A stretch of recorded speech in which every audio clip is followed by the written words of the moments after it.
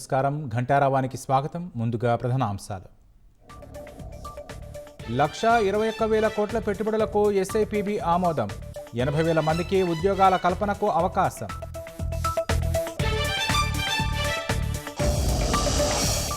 Solar roof top project ఏపీకి game changer అన్న చంద్రబాబు. భవిష్యత్తులో కరెంటు ఛార్జీలు పెంచబోమని పునరుద్ఘాటన.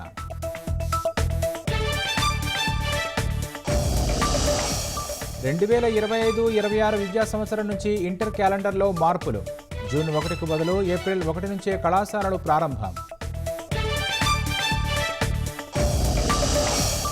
మైక్రోసాఫ్ట్తో రాష్ట్ర ప్రభుత్వం కీలక ఒప్పందం.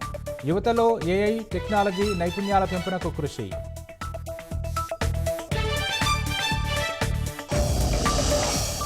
ఎమ్మెల్యే కోటాలో 5 ఎమ్మెల్సీల ఎన్నిక ఏకగ్రీవం. అధికారికంగా ప్రకటించిన రిటర్నింగ్ అధికారి.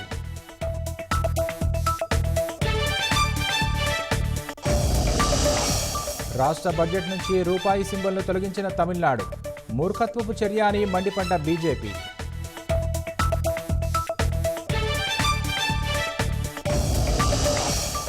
సాంకేతిక కారణాలతో నాసా మిషన్ వాయిదా. వ్యోమగామి సునీత విలియమ్స్ రాక మరింత ఆలస్యం.